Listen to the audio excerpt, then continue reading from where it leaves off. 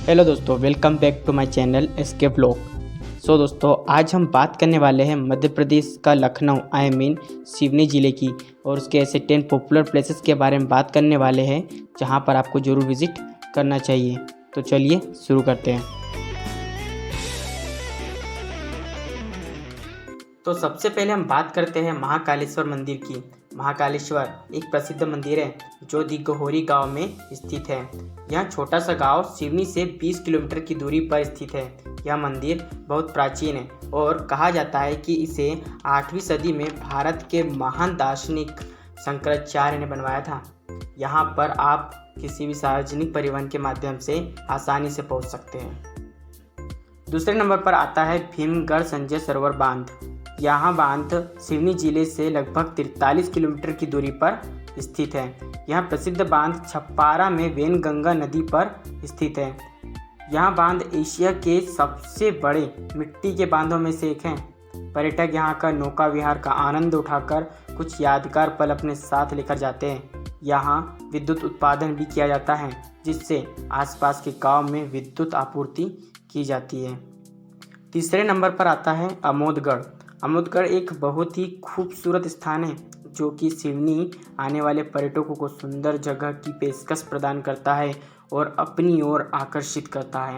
ऐसा माना जाता है कि रुडयार्ड किपलिंग ने अपनी किताब जंगल बुक में इसी जगह का वर्णन किया है। वह यही बुक है जिसका छोटा सा नायक मोगली है और जिसे हमने सभी ने देखा है।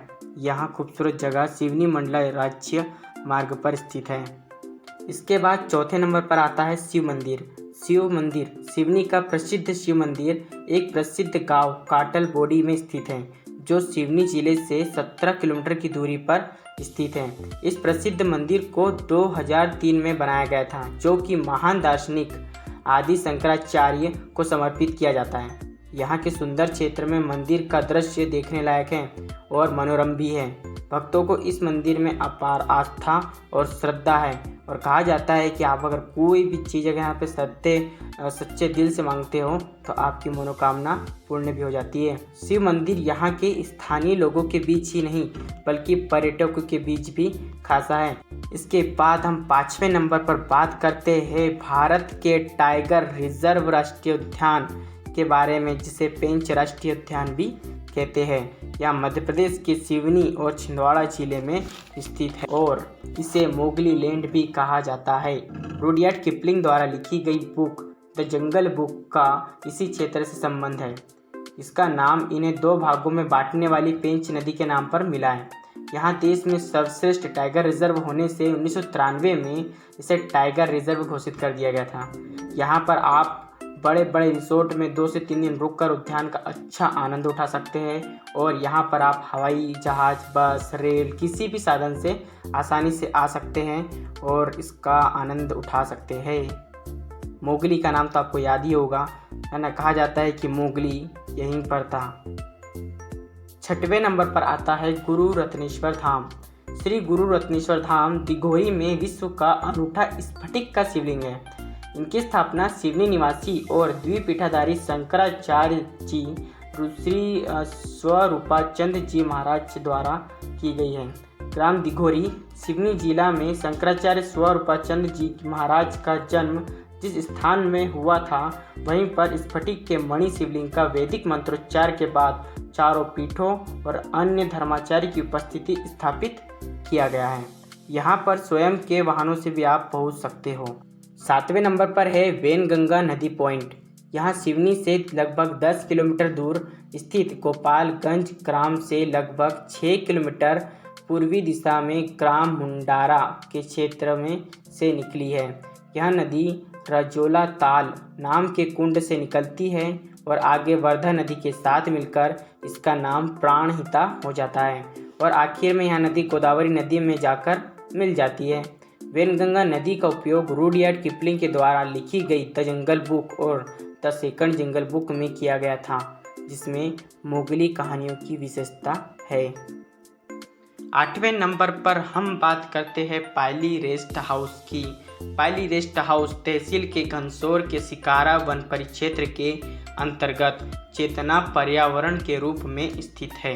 रेस्ट के सामने से नर्मदा नदी में निर्मित बरगी जलाशय का भराव क्षेत्र का विहंगम दृश्य परिलक्षित होता है।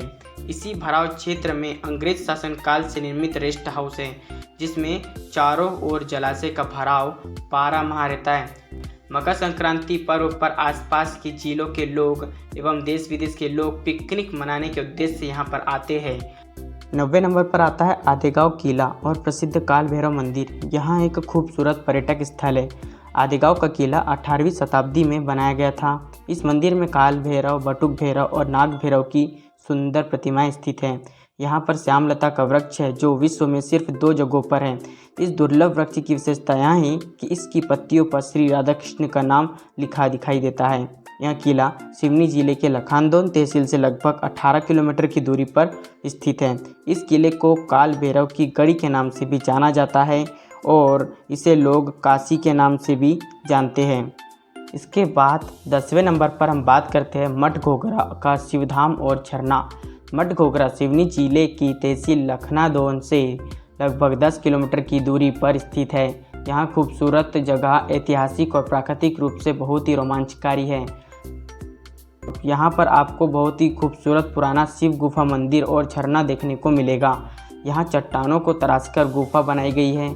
यदि आप इसका सही लुत्फ़ अगर उठाना चाहते हो तो बरसात का समय बिल्कुल सही है, क्योंकि गर्मी में तो यहाँ झरना सूख जाता है, लेकिन यहाँ साल के 12 महीने चट्टानों से पानी आते रहता है। यहाँ शिव जी की प्राचीन और अद्भुत शिवलिंग है। यहाँ आप अपनी बाइक के द्वारा पहुँच सकते हो।